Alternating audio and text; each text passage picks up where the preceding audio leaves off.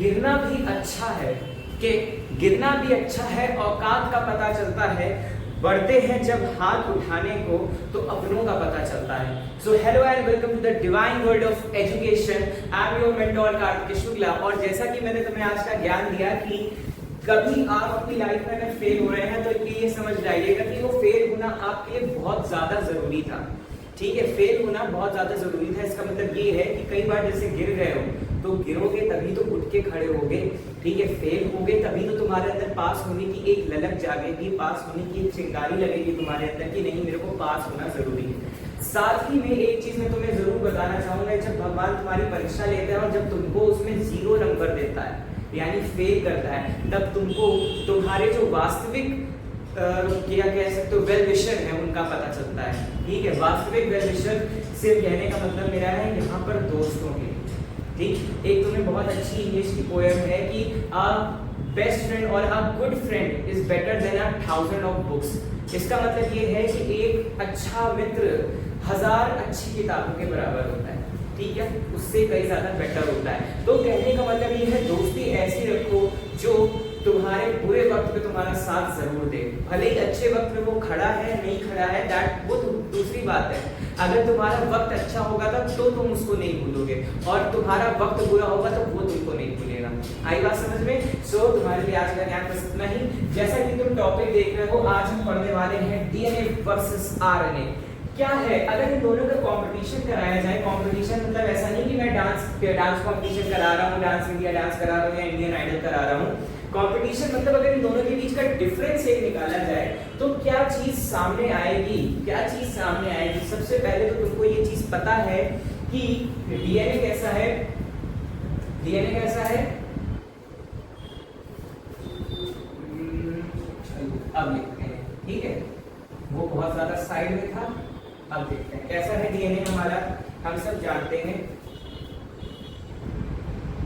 Deoxy ribose sugar है, और RNA की शुगर कैसी है?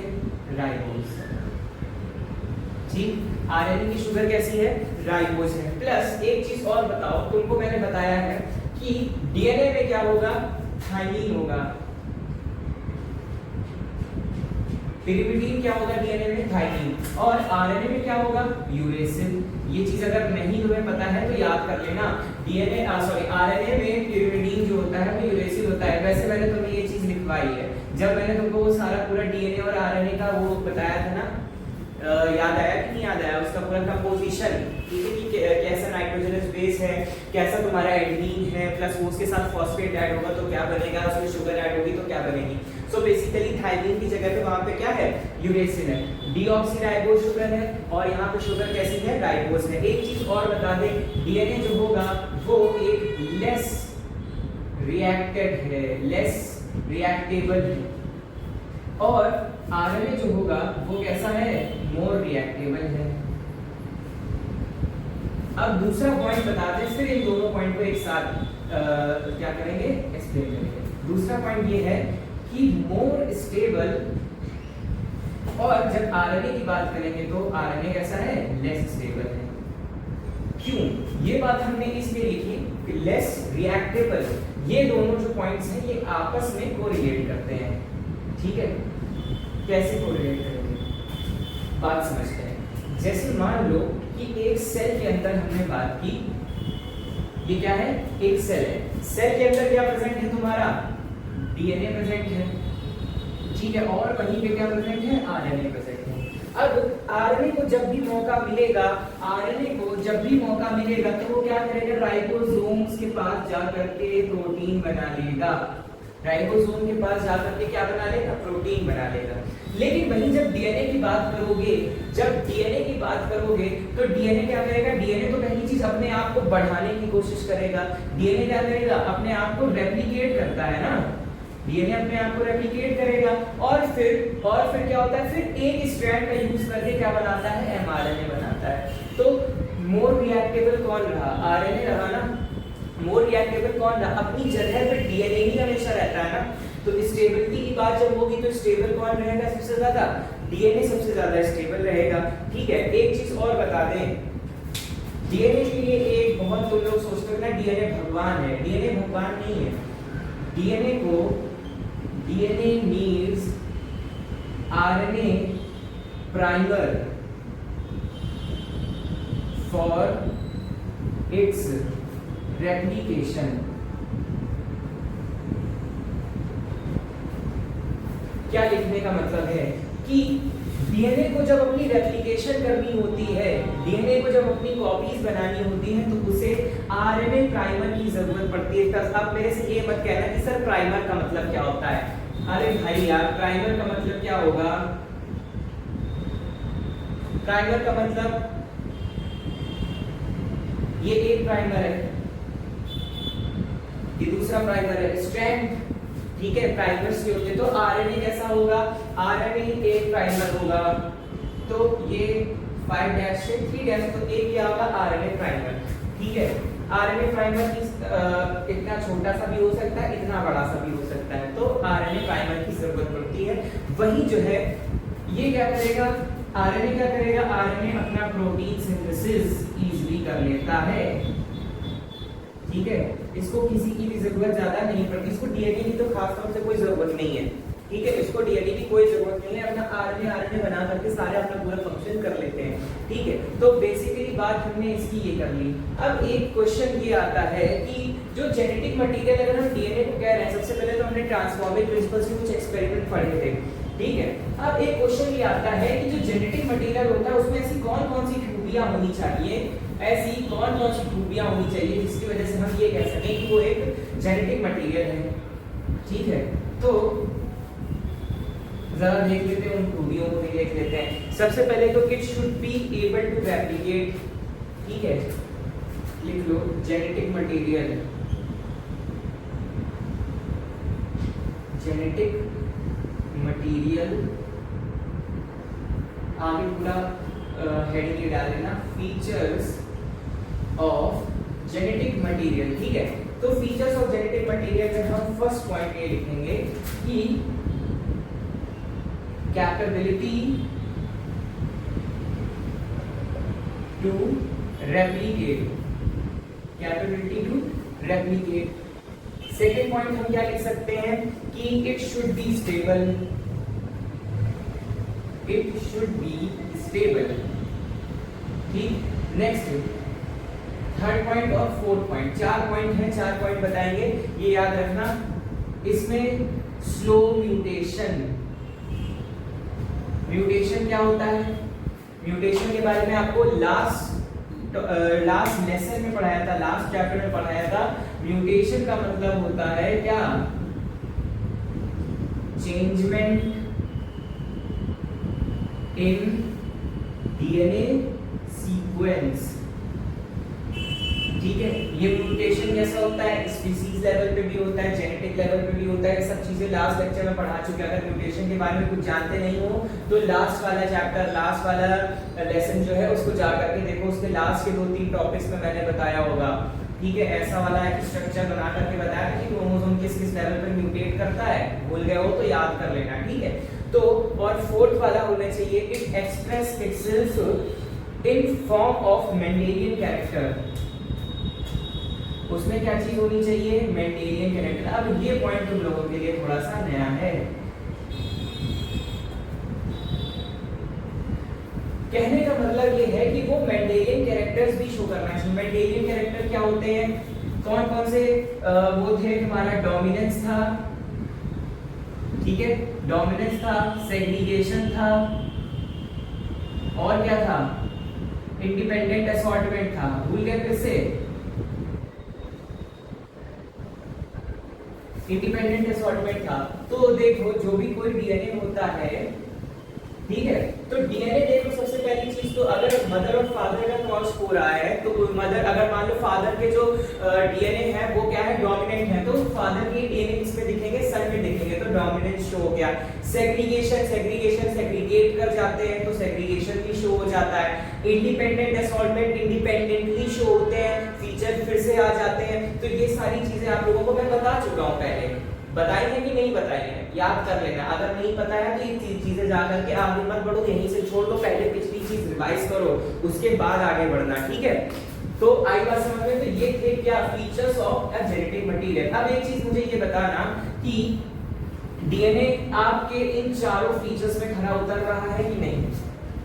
यस, ऑब्वियसली खरा उतर रहा है। क्यों उतर रहा है? क्यों? उसमें कैपेबिलिटी है रेप्लिकेट करने की। First point, it should be stable. DNA stable है, डीएनए शोज स्टेबिलिटी।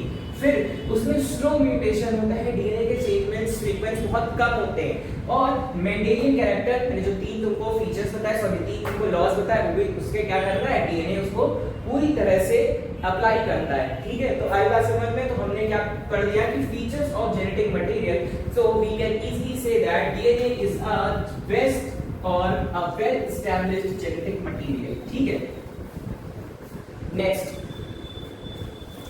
अब एक चीज पढ़ते हैं जरा थोड़ा सा आरएनए के बारे में।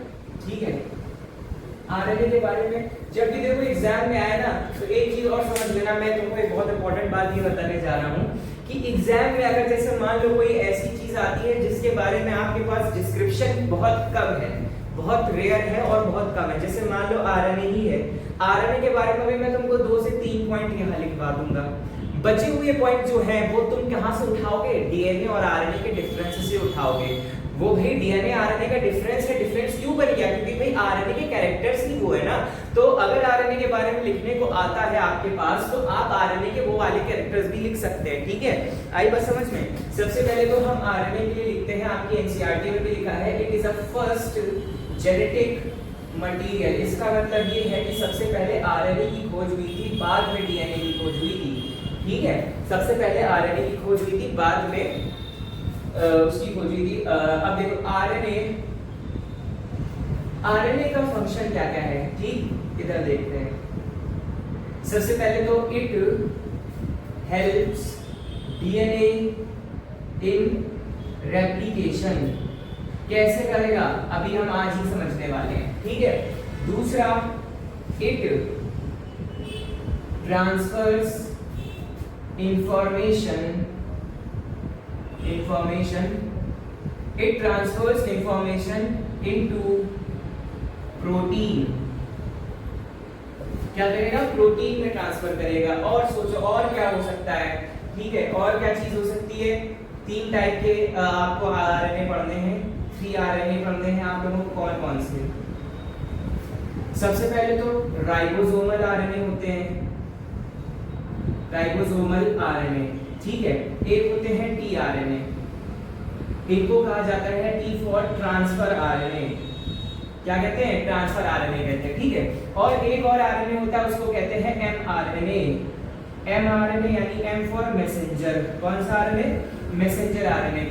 यही पूरा जो प्रोसेस होता है। अभी टीआरएनए की बात नहीं करेंगे, एक चीज और समझ लेना, टीआरएनए का जो मेजर रोल है वो किसमें है?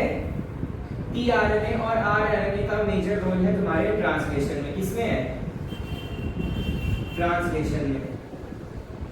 ठीक, और ये जो तुम्हारा एमआरएनए है, एमआरएनए सबसे पहले तो ट्रांसक्रिप्शन की प्रोसेस से बनता है। ठीक है, और रोल किसमें प्ले करेगा? ट्रांसलेशन में करेगा। अब सर ने ये क्या बता दिया? ट्रांसलेशन में क्या तीनों टाइप के आरएनए रोल प्ले करेंगे? यस करेंगे। ठीक है, एक चीज और होती है, एक आरएनए और तुमको बता दें आगे काम आएगा, एचएनआरएनए। एचएनआरएनए का मतलब है होमोजाइगस न्यूक्लियस आरएनए। ठीक है, होमोजाइगस न्यूक्लियस आरएनए। होमोजाइगस यानी कि ये कैसा होगा? सेम होगा। कैसा होगा? सेम होगा। और भी जो आरएनए होंगे वो हम धीरे धीरे करके हमारे रेप्लिकेशन और ट्रांसक्रिप्शन की मैकेनिज्म में हम पढ़ेंगे। ठीक है, आई बात समझ में? तो this is all about your RNA. अब जरा बात करते हैं हम यहाँ से शुरू करके इसकी रेप्लिकेशन ऑफ डीएनए, मतलब डीएनए की एक फोटोकॉपी निकल रही है। कैसे निकल रही है वो चीज भी हम समझेंगे।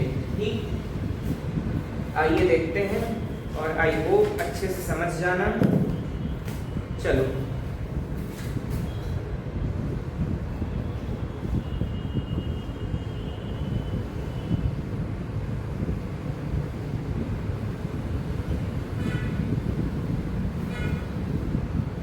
ठीक, रेप्लिकेशन ऑफ डीएनए पढ़ने जा रहे हैं। ठीक, सबसे पहले आप डीएनए के बारे में क्या जानते हैं कि ये कैसा है? एक डबल हेलिकल स्ट्रक्चर है। ठीक है, डबल हेलिकल स्ट्रक्चर है, तो चलो जरा एक बार डबल हेलिकल स्ट्रक्चर देखें। ठीक है, ऐसा है आपका डीएनए, डबल हेलिकल स्ट्रक्चर है। और replication of DNA always shows semi conservative property. क्या होती है ये semi conservative property? Semi conservative property कहने का मतलब ये है कि पहली चीज तो अगर एक स्ट्रैंड जैसे है ये है 5' से 3', तो दूसरा स्ट्रैंड कैसा होगा 3' से 5' होगा। ठीक है, ये होने वाला मतलब अपोजिट चलेंगे। एक स्ट्रैंड अगर ऊपर से नीचे घूम रहा है तो दूसरा वाला क्या है नीचे से ऊपर घूमेगा। आई बात समझ में? इज दैट क्लियर और नॉट? यानी कि इसकी क्या हो गया, सेमी कंजर्वेटिव प्रॉपर्टी हो गई। ठीक, एक चीज और बता दे, इसमें कुछ बताने की और रह गया। चलो ठीक है, आगे देखते हैं, जो भी पॉइंट्स आएंगे तो हम और आगे लिखवाते जाएंगे। ठीक है, सबसे पहले तो देखो हुआ क्या कि जैसे मान लो आप लोगों से ये चीज कहा जाती है, जैसे मान लो आपको एक कोई सब्जी काटने को दी गई, क्या किया गया, सब्जी काटने को दी गई। सबसे पहले आप उसको देखोगे कि लाओ कहाँ से अच्छा लग रहा है वहां से काटें। ठीक है, ऐसा तो नहीं होता नहीं कि आंख बंद करके काटना शुरू कर देते हो। फॉर एग्जांपल भिंडी में क्या होता है, कुछ लोग जो है आगे उसके कैप के पास, कैलिक्स के पास उसको कट करना शुरू करते हैं, कुछ लोग उसकी टेल से उसको कट करना शुरू करते हैं। तो आपने क्या किया, एक साइड देखी, आपने क्या किया, एक साइड देखी कि भाई हमको इस जगह से हमें अपना जो वेजिटेबल है उसको कट करना है। ठीक उसी तरह से रेप्लिकेशन जो होगा वो एक इनिशिएशन पॉइंट से स्टार्ट होगा। ठीक, इनिशिएशन पॉइंट से स्टार्ट होने का मतलब है कि उस जगह पे एक मार्क बनेगा कि भाई यहीं से हमें रेप्लिकेशन स्टार्ट करना है। ठीक, तो जहां से रेप्लिकेशन स्टार्ट होता है उसको कहते हैं साइट ऑफ ओरिजिन। क्या कहते हैं, साइट ऑफ ओरिजिन। एक चीज और बता दें कि इधर हम सारे लिखेंगे एंजाइम,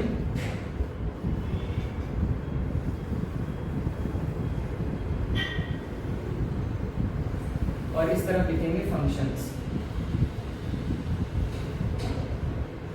ठीक है, इस तरफ हम लिखेंगे फंक्शन। तो कौन सा एंजाइम आया यहाँ पे,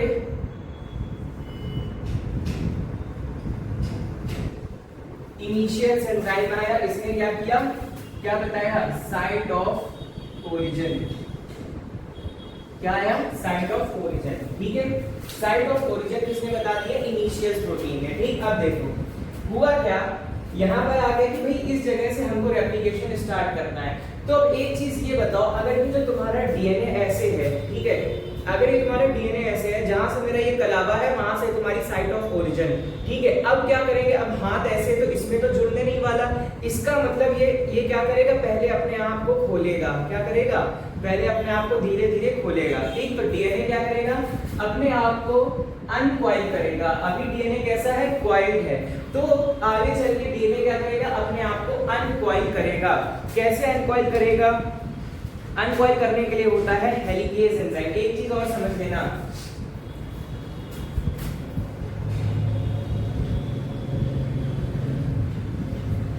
अब तुमको ये चीज पता है कि जैसे मान लो अगर ये डीएनए है, तो डीएनए में तुम्हारे पास बराबर है, तुमको दिखे, ठीक है, ये अगर डीएनए है तुम्हारे पास, तो तुमको पता है डीएनए में कौन कौन जुड़े हैं, वेरी गुड, एडेनिन और थाइमिन है, और कौन कौन है, ग्वानिन और साइटोसिन है। तो सबसे पहले इनके जो बॉन्ड हैं इनको भी तो ब्रेक करा जाएगा, इनको भी क्या किया जाएगा, ब्रेक किया जाएगा। इसलिए सबसे पहले हेलिकेज एंजाइम आएगा। हेलिकेज एंजाइम का काम होता है ब्रेकिंग ऑफ बॉन्ड। क्या हुआ, बॉन्ड ब्रेक हुए और फिर क्या हो जाएगा, ब्रेकिंग ऑफ बॉन्ड होगा, और ये क्या करेगा, अनबाइंड द डीएनए। क्या करेगा, अनबाइंड करेगा। ठीक है, इसका मतलब बॉन्ड ब्रेक करके ये क्या करेगा, इस पूरे डीएनए जो दो डीएनए स्ट्रैंड्स है इनको क्या करेगा, तोड़ना शुरू करके। अब इधर ये है तुम्हारा फर्स्ट, ठीक है, अब इधर बना रहा है second diagram.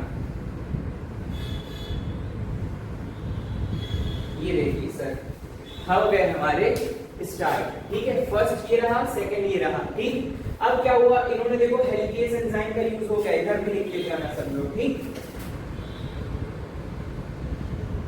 Helicase enzyme breaks the bond and unwind DNA। ठीक है, हेलिकेज एंजाइम ने क्या किया, डीएनए को खोल दिया, डीएनए को अनवाइंड कर दिया।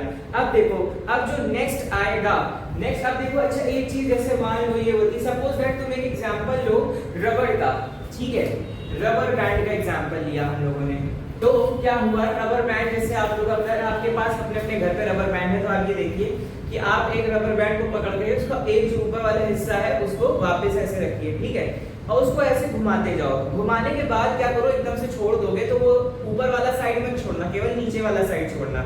तुमने उसको कॉइल कर दिया, कॉइल करने के बाद जब तुम उसको एकदम से छोड़ दोगे तो वो वापस अपनी पोजीशन पे जैसी थी वैसी ही हो जाएगी, ठीक है। अब उसमें बातचीत ये होती है कि जैसे मान लो ये जो हमारे डीएनए के स्ट्रैंड थे, यहाँ से हमने इसको खोल दिया, ठीक है, यहाँ से ये खुलना शुरू हो गया, लेकिन अगर हम इस पे ज्यादा देर तक एक्शन नहीं करेंगे तो ये क्या वापस से बन जाएगा, जैसा था ये वैसा ही हो जाएगा।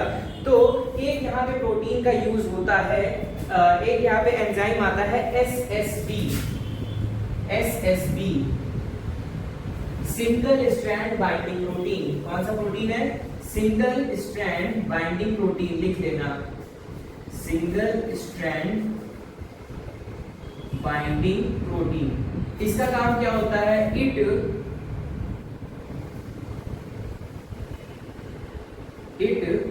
ये ऊपर के ये दोनों पॉइंट हैं, तो इसको ऐसे लिख लें, ब्रेकिंग बॉन्ड और अनवाइंडिंग, ठीक। अब यहाँ से तुमको ज्यादा कंफ्यूजन नहीं होगी, तो साथ ही पॉइंट्स भी लिखते जाओ ना, तुमको दिक्कत नहीं होगी, ठीक। Single strand binding protein, it prevents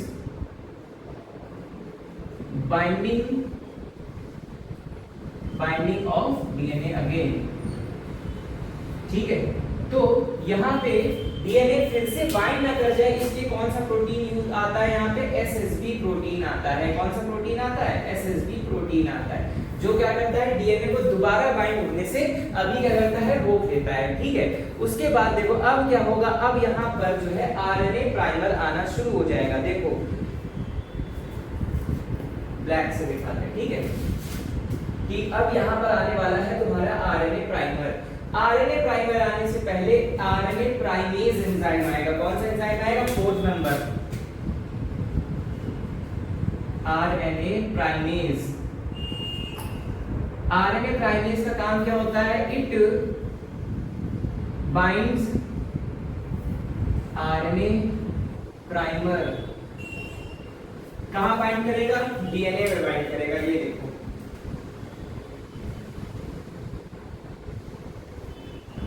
ठीक है, 2 लोकेशंस पे बाइंड हो। अब ये अलग अलग लोकेशन पे क्यों हुआ है, अब इसका भी कॉन्सेप्ट बताएंगे, ठीक है।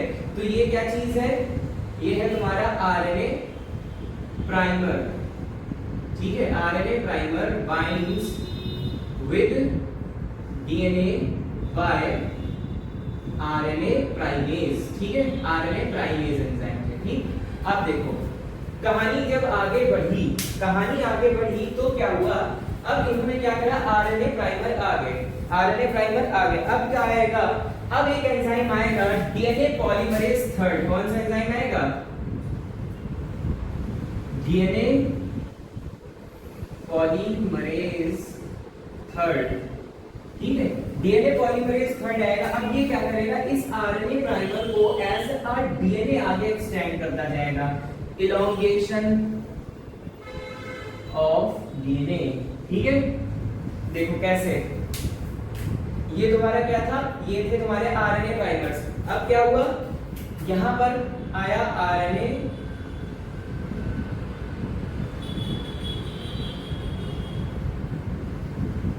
ठीक है, यहां पर आ गया तुम्हारा आरएनए प्राइमेज, आरएनए प्राइमर जुड़े, जिससे आरएनए प्राइमेज से क्या जुड़े, आरएनए प्राइमर। अब कौन सा एंजाइम आएगा, यहां पर जो एंजाइम आया उसका नाम आया क्या, इसका नाम था तुम्हारा डीएनए पॉलीमरेज 3। डीएनए पॉलीमरेज 3 ने क्या किया, डीएनए पॉलीमरेज 3 ने तुम्हारे आरएनए को और घसीटना चालू कर दिया in the form of DNA. अब उसने क्या करा, डीएनए के स्ट्रैंड बनाने स्टार्ट कर दिए, यहाँ तक की कहानी तो इतनी रही, ठीक है। इलॉन्गेशन से तुम्हारे डीएनए के स्ट्रैंड बनने लग गए। अब क्या हुआ, ऊपर वाला जो डीएनए है वो और एक्सटेंड होगा। अब क्या होगा, ऊपर वाला डीएनए फिर से एक्सटेंड होगा। अब जैसे मान लो फिर क्या हुआ, जैसे अब यहाँ पे होना है तो फिर से तुम्हारे इतने एंजाइम फिर से वर्क करेंगे, ठीक है। इतने एंजाइम तुम्हारे फिर से वर्क करेंगे, फिर से इनिशियल आएंगे कि आप इस पॉइंट से एप्लीकेशन होनी है तो इनिशियल एंजाइम आ गए फिर क्या हुआ, हेलिकेज आएंगे, हेलिकेज में इनके बीच के बॉन्ड ब्रेक करें, हेलिकेज में जब इनके बीच के बॉन्ड ब्रेक करें फिर एसएसबी प्रोटीन आ गए कि भाई हम क्या करेंगे, ऊपर वाले हेलिक्स को दोबारा जुड़ने से बचाएंगे, ठीक है। फिर यहाँ पर आरएनए प्राइमेज जो होगा वो केवल एक स्ट्रैंड के लिए आएगा। कैसे आएगा वो भी उसका रीजन समझ लो। ये 3 था, अब ये समझ लो 3 नंबर इधर आ गया। अब क्या हमने बताया कि अब एक हेलिक्स अभी देखते हैं, ठीक है। ये देखिए सर क्या आया यहाँ पे, ठीक, और इधर ये वाला हमने अभी देखो 3 हेलिक्स बनाए, 1 2 3, 3 से समझना। पहले वाले में हो गया इतना आया, ठीक है, ये चीजें नहीं। फिर दूसरे वाले हेलिक्स में वो वाला हेलिक्स खुला, इनिशियल एंजाइम ने 1 वाले एंजाइम ने काम कर दिया, 2 वाले एंजाइम ने काम कर दिया, 3 वाले एंजाइम ने काम कर दिया। अब 4 वाला एंजाइम जो होगा वो केवल एक स्ट्रैंड के लिए आएगा। इधर देखना, ठीक है। यहाँ पे ये क्या नीचे लगा था और यहाँ पे ये ऊपर लगा था, ठीक है। यहाँ पे नीचे लगा था, वहां पे ऊपर लगा था, ठीक। फिर देखो होगा क्या कि ये तो तुम्हारा बन गया था नीचे वाला, किससे बन गया था, डीएनए पॉलीमरेज 3 से बन गया था। अब क्या होगा, सबसे पहले तो फिर से एक आरएनए प्राइमर आएगा, आरएनए प्राइमर आ करके फिर यहाँ से जुड़ जाएगा, यहाँ पे फिर आरएनए प्राइमर जुड़ेगा, यहाँ पे नहीं जुड़ेगा, केवल यहाँ पे, क्योंकि यहाँ पे आरएनए प्राइमर एक ही एंड पे लगा था और यहाँ पे स्टार्टिंग में लग गया था। ये देखो ये एंड पे लगा और यहाँ पे स्टार्टिंग पे लग गया है, तो स्टार्टिंग वाला आगे तो एक्सटेंड करेगा नहीं, जहाँ पे आरएनए प्राइमर खत्म हो रहा है वहीं से एक्सटेंड करेगा।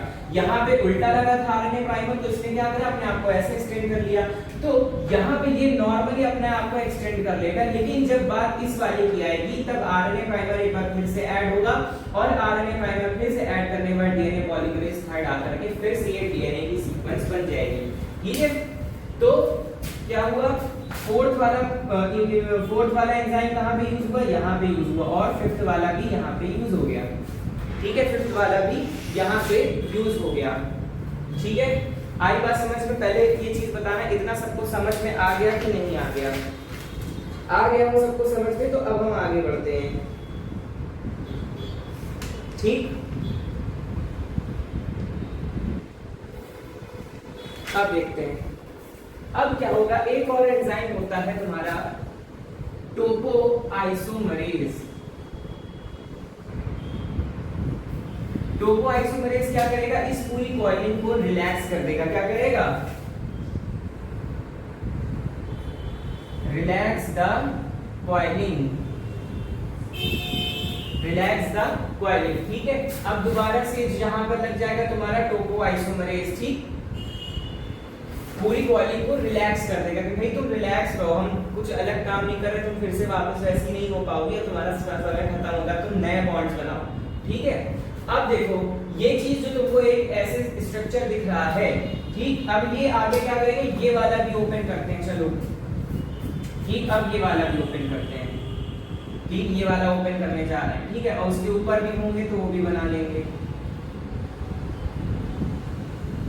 ठीक है। अब देखो अब हमारे पास क्या हो गया, अब फिर से कितने एंजाइम यूज होंगे, 1 2 3 4 5 6, सारे एंजाइम्स फिर से यूज होना स्टार्ट हो जाएंगे। लेकिन पहला वाला आरएनए प्राइमर यहाँ था, दूसरा वाला यहाँ बना था, तीसरा वाला यहाँ, दूसरा हाँ एक यहाँ पे बना था, एक यहाँ पे बना था, अब यहाँ पे बन जाएगा, ठीक। फिर देखो ये इसने अपने आप को इलॉन्गेट कर लिया, कोई दिक्कत नहीं। इसने फिर नीचे की तरफ फिर से इलॉन्गेशन करना चालू कर दिया, ठीक है। इसने अपने आप को फिर से नीचे की तरफ इलॉन्गेट करना स्टार्ट कर दिया, ठीक। अब एक चीज आप ये देख सकते हैं कि ये एक क्या बन रहा है, एक फॉक लाइक स्ट्रक्चर बन रहा है, ठीक।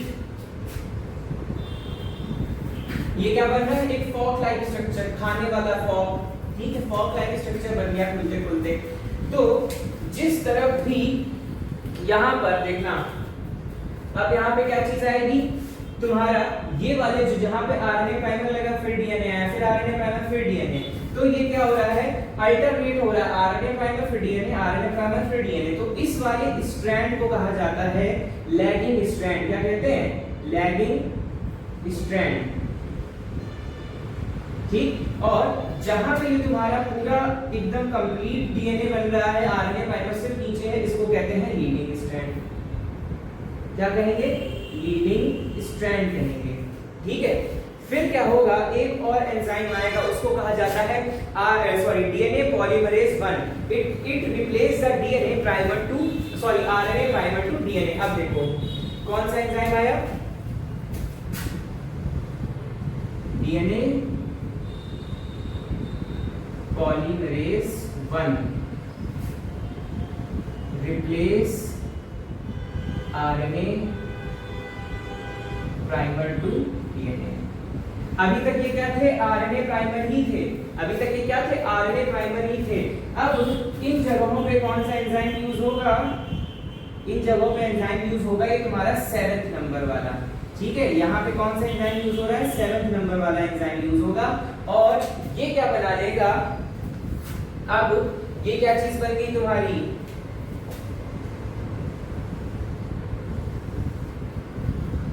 ये एक तरह से तुम्हारा पूरा आरएनए प्राइमर यहाँ पे था, डीएनए पॉलीमरेज बनाया, इसने आरएनए प्राइमर की जगह डीएनए को रिप्लेस कर दिया। लीजिए सर बंद करके हमारा तैयार हो गया, रेप्लिकेशन कंप्लीट, ठीक है। रेप्लिकेशन क्या हो गई, कंप्लीट हो गई। और एक चीज तुमको बता दें, अब क्या होगा, ये जो एक अब जैसे खोला था ना, पूरे बॉन्ड्स को खोला था, अब यहाँ पर आता है तुम्हारा लाइगेज। लाइगेज एंजाइम आएगा जिसको कहते हैं DNA ligase enzyme. It joins and bind the gaps of DNA.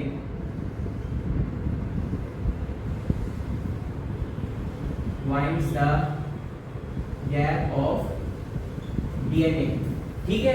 एक चीज यहाँ पे तुमको और हम बताना चाहेंगे, यहाँ पे क्या होता है, लैगिंग स्ट्रैंड जो होते हैं, तो यहाँ पे बीच बीच में फ्रैगमेंट्स लगे होते हैं आरएनए प्राइमर के। इन फ्रैगमेंट्स को कहा जाता है ओकाज़ाकी फ्रैगमेंट। क्या कहते हैं, ओकाज़ाकी फ्रैगमेंट्स कहते हैं।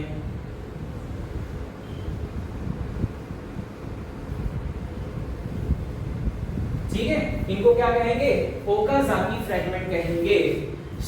देखो हम सोच रहे थे कि एक पार्ट में तुम्हारा ये पूरा रेप्लिकेशन का प्रोसेस आ पाएगा कि नहीं आ पाएगा, बट थैंक गॉड आ गया, ठीक है। एक बार देख लीजिए, फिर हम इसको एक बार फिर से समझा देते हैं आप लोगों की सुविधा के लिए। कहीं कोई डाउट हो तो पूछ लेना, ठीक है, मैसेज में। अब देखो स्टार्ट कर रहा है फिर से, ठीक है। क्या कहानी स्टार्ट हुई, सबसे पहले हमको एक डीएनए दिया गया कि हमें इसको रेप्लिकेट करना है। रेप्लिकेशन कैसे स्टार्ट करेंगे, सबसे पहले इनिशियल एंजाइम आएगा। इनिशियल एंजाइम में एक साइट ऑफ ओरिजिन बता दी कि किस जगह से रेप्लिकेशन होना स्टार्ट करना है। फिर कौन सा एंजाइम आया, हेलिकेज एंजाइम। हेलिकेज एंजाइम ने दोनों के बीच के बॉन्ड्स को ब्रेक किया और फिर क्या किया, इसको अनकॉइल करना स्टार्ट कर दिया, अनबाइंड करना स्टार्ट कर दिया। फिर कौन सा एंजाइम आया, एसएसबी, जिसने इनकी कॉइलिंग जो वापस हो सकती थी उसको प्रिवेंट कर दिया कि भाई हम फिर से इसकी फिर से इसको बाइंड होने नहीं दे सकते, क्यों भाई, पूरा रेप्लिकेशन कराना है। फिर कौन सा एंजाइम आया, हमारा आरएनए प्राइमेज, जिसने आरएनए प्राइमर को इन जगहों पर जोड़ दिया, ठीक, एक जगह स्टार्टिंग में जोड़ा, एक जगह एंड में जोड़ा, ठीक। फिर क्या हुआ कि जो हमारा आरएनए प्राइमेज था, फिर उसने क्या इसको रिलीज किया, डीएनए पॉलीमरेज थर्ड एंजाइम आया, जिसने इस पूरे को बढ़ा करके डीएनए में कन्वर्ट कर दिया और डीएनए का क्या कर दिया, इलॉन्गेशन कर दिया। फिर टोपोआइसोमेरेज एंजाइम आएगा, जो क्या करेगा, इस पूरे प्रोसेस को रिलैक्स कर देगा कि भाई थोड़ी देर शांत हो जाओ, रिलैक्स कर देगा पूरी कॉइलिंग को और खुलना स्टार्ट कर देगा, कॉइलिंग को रिलैक्स करना स्टार्ट करेगा। फिर क्या हुआ, ऊपर वाला पोर्शन खुलना स्टार्ट होगा, एक एक करके कॉइलिंग्स हटती जाएंगी, ठीक है। एक साथ सारी कॉइलिंग नहीं हटेगी, एक एक करके हटेगी, ठीक है।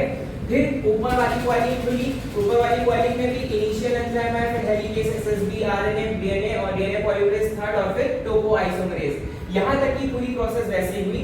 फिर क्या हुआ, जैसे मान लो फिर डीएनए का रेप्लिकेशन कंप्लीट होने वाला था, तब क्या सा एंजाइम आएगा, डीएनए पॉलीमरेज 1, जो क्या करेगा, ये जो आरएनए प्राइमर जहां-जहां पे जुड़े हुए थे वहां पे कौन किसको करेगा, आरएनए प्राइमर को डिलीट करके इसको ऐड कर देगा, डीएनए प्राइमर्स को ऐड कर देगा। ठीक है, जहां जहां पे आरएनए प्राइमर वाला स्ट्रैंड होता है कि वो आरएनए लगा फिर डीएनए, आरएनए फिर डीएनए, फिर आरएनए फिर डीएनए, उस स्ट्रैंड को क्या कहेंगे? लैगिंग स्ट्रैंड कहेंगे। और अगले वाले को क्या कहेंगे? लीडिंग स्ट्रैंड कहेंगे। बत्ती चली गई। आई बात समझ में? So this is all for today. I hope आपको ये चीजें समझ में आई होंगी। अगर कोई दिक्कत परेशानी समस्या हो तो प्लीज कमेंट सेक्शन खुला है, उसमें पूछ सकते हो। ठीक है, so do not forget to like share and subscribe the divine word of education. I am your mentor Kartik Shukla. Next lecture में हम transcription in prokaryotes and eukaryotes cover करेंगे। Thank you.